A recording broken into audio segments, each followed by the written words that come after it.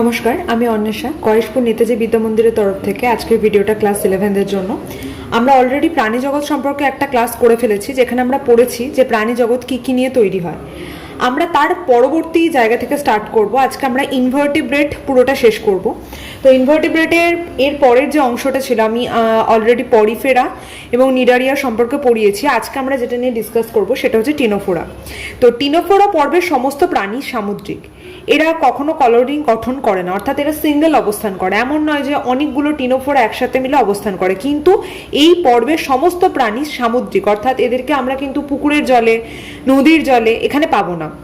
এদের দেহ দ্বি-অরীয়ভাবে প্রতিসম, অর্থাৎ আমি দ্বিপার্শ্বীয়ভাবে নয়, আড়াআড়িভাবে যদি কাটি তাহলে দুটো অংশ সমান ভাগ দেখতে পাওয়া যাবে, তাই যাকে বলা হয় দ্বি-অরীয়ভাবে প্রতিসম। এদের দেহ সাধারণত স্বচ্ছ হয় এবং নানান আকৃতি বিশিষ্ট হয়, যেমন ডিম্বাকার হতে পারে বা অন্যরকম কোনো শেপের হতে পারে।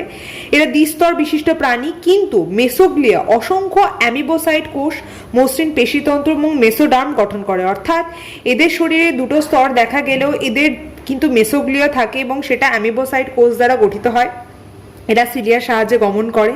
এবং এই পর্বের প্রাণীকে চেনার সব থেকে ইম্পর্টেন্ট পয়েন্ট হচ্ছে এদের এরকম কোম প্লেট, যেটা বলা হয় কোম্ব মানে চিরুনি, চিরুনির মতো পাত দেখতে পাওয়া যায় বলে বাংলায় এটাকে বলা হয় চিরুনি পাত, ইংলিশে বলা হয় কোম্ব প্লেট, যেটা কিনা এদের মধ্যে দেখতে পাওয়া যায়। এই অংশ এদের মধ্যে দেখতে পাওয়া যায়। এদের সাধারণত দুটো কোষিকা থাকে, এই যে দেখিয়েছি, এবং দুটো কোষিকা বিপরীত দিকে কিন্তু অবস্থান করেছে। আর এদের কোষিকায় কোলোব্লাস্ট বা ল্যাসোকোষ থাকে। অনেক সময় প্রশ্ন তুলে দেয় যে ল্যাসোকোষ কোথায় থাকে, টিনোফোরা পর্বের প্রাণীদের দেহে দেখতে পাওয়া যায়। কিন্তু কিছু কিছু প্রজাতি রয়েছে যাদের ক্ষেত্রে কিন্তু নিমাটোসিস্ট থাকে, কোলোব্লাস্ট থাকে না। বেশিরভাগেরই কোলোব্লাস্ট থাকে, কিন্তু কিছু কিছু প্রাণী রয়েছে এই পর্বে যাদের মধ্যে কিন্তু কোলোব্লাস্ট থাকে না, নিমাটোসিস্ট থাকে। এদের দেহে সম্পূর্ণ পৌষ্টিক নালী থাকে, অর্থাৎ এরা নিজেদের খাদ্য নিজেরা পরিপাক করতে পারে। এদের দেহে আংশিক অন্তঃকোষীয় এবং আংশিক বহিঃকোষীয় পরিপাক লক্ষ্য করা যায়। কিছুটা পরিপাক দেহের ভিতরে হয়, কিছুটা পরিপাক দেহের বাইরে হয়। এরা কিন্তু উভলিঙ্গ প্রাণী, অর্থাৎ একই দেহে এদের মেল ফিমেল দুটোই রিপ্রোডাক্টিভ সিস্টেম থাকে। এদের অযৌন জনন অনুপস্থিত থাকে, অর্থাৎ এদের অযৌন জনন দেখতে পাওয়া যায় না। যৌন জননে নিষেক প্রক্রিয়া দেহের বাইরে ঘটে। এবং সাইডিপিড লার্ভা এদের দেখতে পাওয়া যায়। এদের স্নায়ুতন্ত্র জালক হিসেবে অবস্থান করে এবং এদের জীবনচক্রে কোনো রকম যৌনক্রম দেখা যায় না। আমি একটু ছোট্ট করে বলে দিচ্ছি যৌনক্রমটা কি। আমি আগের ভিডিওতেও বলেছি যে সমস্ত প্রাণীর দেহে যৌন এবং অযৌন দুটো জনন চক্রই দেখতে পাওয়া যাবে। যৌন এবং অযৌন দুটো মানে দশার মাধ্যমে যখন এটা জনন সম্পন্ন করবে তখন তাকে যৌনক্রম বলবো, যেটা নিডারিয়া পর্বের প্রাণীদের দেহে দেখা গেছিল, পার্টিকুলারলি ওবেলিয়ার দেহে দেখা যায়। কিন্তু টিনোফোরা পর্বের প্রাণীদের কিন্তু এই বৈশিষ্ট্য দেখতে পাওয়া যাবে না। এদের ক্ষেত্রে কেবলমাত্র যৌন জনন পদ্ধতি লক্ষ্য করা যাবে। তো এটা একটা খুব ইম্পর্টেন্ট পয়েন্ট। এবার অনেক সময় পরীক্ষাতে যদি এরকম প্রশ্ন দেয় যে টিনোফোরা আর নিডারিয়া খুব গোলায়, তাই এই দুটোর মধ্যে পার্থক্য কি, ফার্স্ট পয়েন্ট আমরা এটা বলবো, টিনোফোরার ক্ষেত্রে কিন্তু চিরুনি পাত ছিল, যেটা নিডারিয়ার ছিল না। আবার নিডারিয়ার নিডোব্লাস্ট কোষ ছিল, যেটা এদের ছিল না। নিডারিয়ার ক্ষেত্রে কিন্তু কোলোব্লাস্ট কোষ বা ল্যাসো কোষ এগুলো থাকে না, যেগুলো এদের ক্ষেত্রে দেখতে পাওয়া যায়। এবং যখন নিডারিয়া পড়বো তখন দেখবো ওদের মধ্যে যৌনক্রম দেখা যায়, অর্থাৎ যৌন অযৌন দুটো চক্র সম্পন্ন হয়। টিনোফোরার ক্ষেত্রে কিন্তু শুধুমাত্র যৌন মানে জনন সম্পন্ন হয়, অযৌনটা হয় না।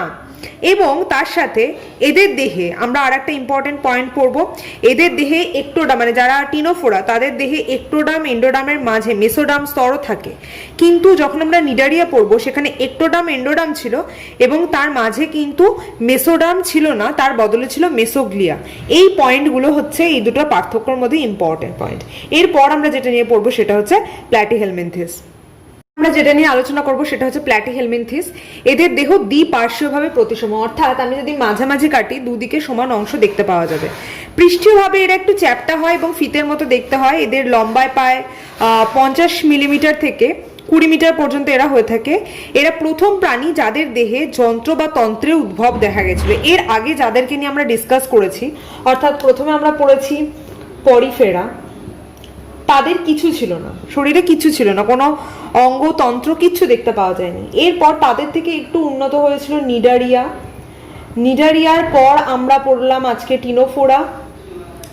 টিনোফোরার পর আমরা পড়লাম বা আজকে এখন পড়বো সেটা হচ্ছে প্ল্যাটিহেলমিনথিস। প্ল্যাটিহেলমিনথিস, যারা কিনা উন্নত এদের অপেক্ষা এবং এদের দেহে প্রথম যন্ত্র বা তন্ত্র এগুলো দেখতে পাওয়া গেছিল এবং এদের দেহে প্রথম 3টে স্তর দেখতে পাওয়া যায়। 3টে স্তর কি কি? এদের যদি আমরা প্রস্থচ্ছেদে কাটি তাহলে এরকম 3টে লেয়ার দেখতে পাবো। প্রথমে একদম বাইরেরটাকে বলা হয় একটোডার্ম, মাঝেরটাকে বলা হয় মেসোডার্ম এবং ভেতরটাকে বলা হয় এন্ডোডার্ম। এই যে 3টে একসাথে থাকে তাই জন্য এদেরকে বলা হয় ট্রিপ্লোব্লাস্টিক, ট্রিপ্লোব্লাস্টিক, কারণ এদের শরীরে 3টে লেয়ার দেখতে পাওয়া যায় এবং এদের কোষের অভ্যন্তরে শূন্যস্থান কিন্তু আমরা দেখতে পাবো না এবং এদের মধ্যে এই জন্য আমরা বলবো যে এদের কোনো দেহ গহ্বর বা সিলম থাকবে না। তাই এটা একটা ভীষণ ইম্পর্টেন্ট পয়েন্ট যে এটা অনেক জায়গায় প্রশ্ন আসে যে কোন পর্বে কোনো সিলম দেখতে পাওয়া যায় না, মানে অ্যাসিলোমেট কারা, তখন কিন্তু বলতে হবে প্ল্যাটিহেলমিনথিস। কেন? কারণ ওদের সিলম দেখতে পাওয়া যায় না। প্রত্যেকটা পর্ব রিলেটেড 3টে পয়েন্ট অন্ততপক্ষে মনে রাখতে হবে যেটা কিনা বাকি পর্ব থেকে এদেরকে আলাদা করেছে। এদের দেহে সিলম দেখতে পাওয়া যায় না, এটা ফার্স্ট পয়েন্ট। দ্বিতীয়ত হচ্ছে এদের যে 3টে স্তর এদের মধ্যে দেখতে পাওয়া গেছিল, এটা একটা খুব ইম্পর্টেন্ট পয়েন্ট। এরা প্রধানত পরজীবী হয়, অর্থাৎ এদের বেঁচে থাকার জন্য একটা অন্য হোস্টের বডির প্রয়োজন হয়। এদের রেচন অঙ্গ ফ্লেম সেল, এটা প্রচন্ড প্রশ্নটা দেয়, এদের রেচন অঙ্গের নাম কি? Flame cell. এদের পৌষ্টিক নালী অসম্পূর্ণ বা অনুপস্থিত। কেন? কারণ এরা তো পরজীবী, এরা যার শরীরে বেঁচে থাকে তাদের থেকে পুষ্টিরস শোষণ করে নেয়। এদের আরেকটা ইম্পর্টেন্ট পয়েন্ট, এদের চোষক থাকবে অবশ্যই, তা না হলে এরা পুষ্টিরস শোষণ করবে কি করে? এদের বডিটা আটকে থাকার জন্য এখানে একটা জিনিস থাকে, তার নাম অ্যাসিটাবুলাম, যার সাহায্যে এরা লিভার বা অন্য কোনো অর্গানের সঙ্গে এরা অ্যাটাচড অবস্থায় থাকতে পারে। এরা উভলিঙ্গ প্রাণী, অর্থাৎ এদের দেহে একই দেহে পুরুষ এবং স্ত্রী দুটোই জননতন্ত্র দেখতে পাওয়া যায় এবং যে পয়েন্টটার জন্য এটা খুব আসে যে একাধিক লার্ভা দশা, অর্থাৎ এই প্ল্যাটিহেলমিনথিস এর একাধিক লার্ভা দশা দেখতে পাওয়া যায়, যেমন মিরাসিডিয়াম, স্পোরোসিস্ট, রেডিয়া, সার্কেরিয়া, মেটাসার্কেরিয়া, একাধিক জীবনচক্র দেখতে পাওয়া যায়। এবং এদের আর একটা বিশেষ ক্ষমতা আছে, সেটা হচ্ছে পুনরুৎপাদন। যদি কোনো জায়গাটা আমি কেটে বাদ দিয়ে দিই, তোমরা এটা ক্লাস 10-এ অলরেডি পড়ে এসছো, তাহলে সেই জায়গা থেকে আবার পুনরায় এরা উৎপাদন করতে পারে বা পুনরায় এটা উৎপাদিত হতে পারে। এই ধর্মের জন্য এদেরকে বলা হয় পুনরুৎপাদন পদ্ধতি, যেটা কিনা এদের মধ্যে দেখতে পাওয়া যায়। এটা খুব ইম্পর্টেন্ট একটা পয়েন্ট, প্ল্যাটিহেলমিনথিস। তাহলে প্ল্যাটিহেলমিনথিস আমরা এটা শুনলাম। এরপর আমরা যেটা পড়বো সেটা হচ্ছে নিমাটোডা। পরীক্ষায় খুব গুলিয়ে যায় যে নিমাটোডা আর নিডারিয়া, সেটা যেন না গোলায়। এবার আমরা যেটা পড়বো সেটা হচ্ছে নিমাটোডা। নিমাটোডা হচ্ছে প্ল্যাটিহেলমিনথিসের পর। এদের মধ্যে প্রথম যে ফিচার্সটা দেখতে পাওয়া যাবে, আমরা প্ল্যাটিহেলমিনথিস পর্যন্ত পড়লাম উভলিঙ্গ, কারণ ছেলে মেয়ে এরকম কোনো আলাদা প্রভেদ দেখতে পাওয়া যায় না। এটা প্রথম যাদের মধ্যে আমরা ছেলে এবং মেয়ে কোনটা সেটা আলাদা আলাদাভাবে আইডেন্টিফাই করতে পারবো। যেটা এটার উদাহরণ হচ্ছে গোলকৃমি। আর গোলকৃমি দু ধরনের দেখতে পাওয়া যায়, একটা হচ্ছে পুরুষের যেটা, সেটা এখানে একটা ক্লাস্পার থাকবে এবং মুখটা হবে সরু। আর যেটা মহিলা যে কৃমি, সেটাকে কি করে চিনবো? তার যে এন্ড প্রান্তটা থাকবে সেটা হবে মোটা। তো এটা হচ্ছে একটা মেইন পয়েন্ট, এটা দেখে সহজেই চিনবো। এদের দেহে লম্বাকার হবে, দেহে 3টে স্তর থাকবে, আবারও একই কথা, ইক্টোডার্ম, এন্ডোডার্ম, মেসোডার্ম। আর একটা পয়েন্ট যেটা প্ল্যাটিহেলমিনথিস থেকে একে আলাদা করেছে, এদের দেহে প্রকৃত সিলম দেখতে পাওয়া যায় না, তার বদলে অনেকটা পাউচ বা পকেটের মতো এদের একটা গর্ত থাকে। এই জন্য এদেরকে বলা হয় সিউডোসিলম।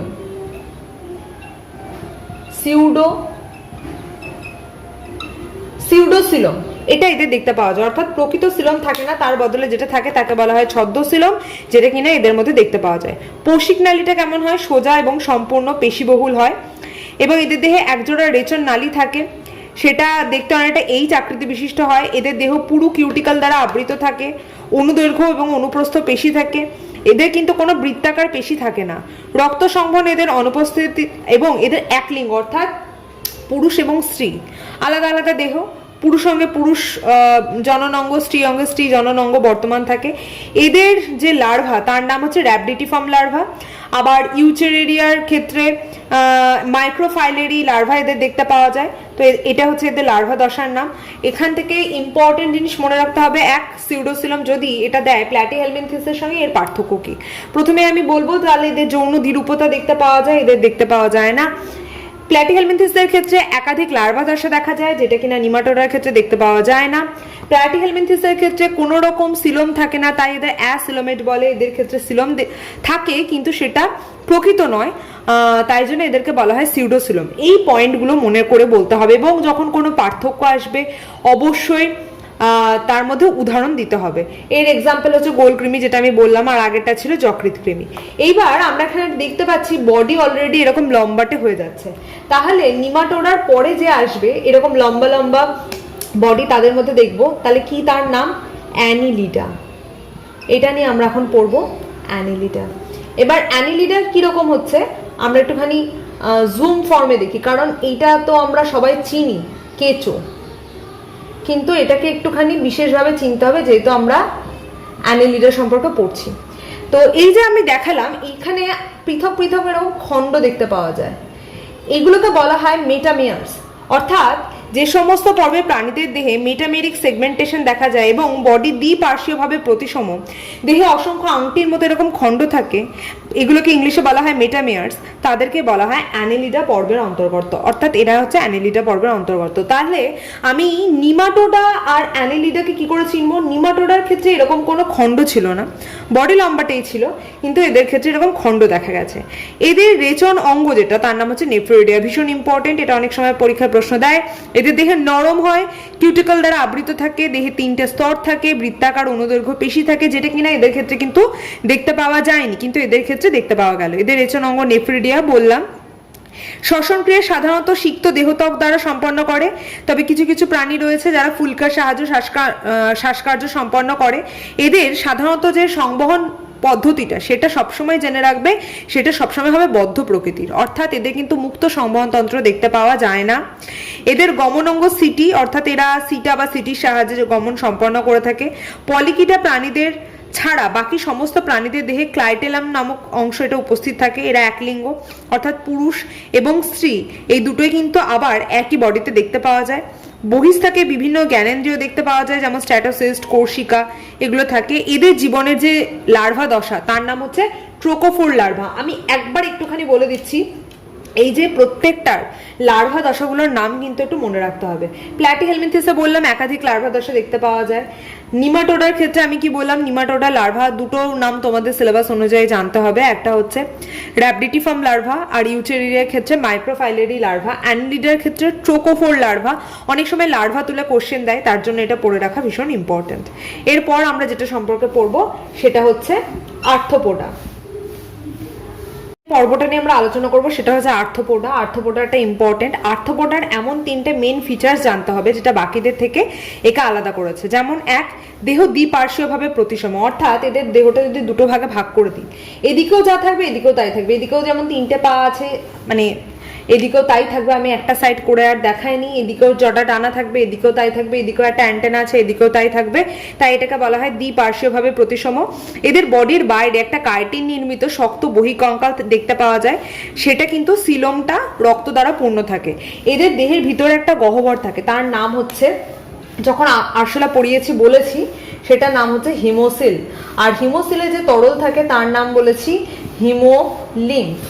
এটা কিন্তু মনে রাখতে হবে, এটা খুব ইম্পর্টেন্ট, হিমোসিল আর হিমোলিম্ফ।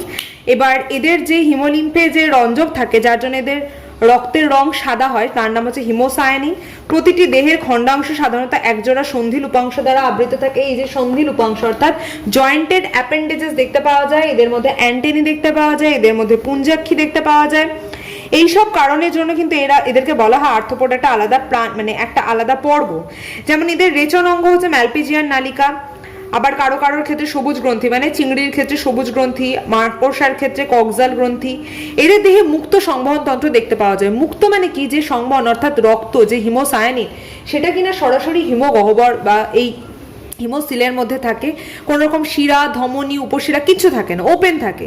এই জন্য এদেরকে বলা হয়, এদের বদ্ধ সংবহন নয়, এদের মুক্ত সংবহন তন্ত্র দেখতে পাওয়া যায়। এদের দেহে অন্তঃক্ষরা গ্রন্থি উপস্থিত থাকে। মস্তিষ্ক এবং গ্যাংলিয়ন একজোড়া নিরেট ও অঙ্কীয় স্নায়ুরজ্জু দ্বারা মানে গঠিত হয়। এটাও ভীষণ ইম্পর্ট্যান্ট একটা জায়গা। এদের জ্ঞানেন্দ্রিয় দেখতে পাওয়া যায়, সাধারণত পুঞ্জাক্ষী দেখতে পাওয়া যায়।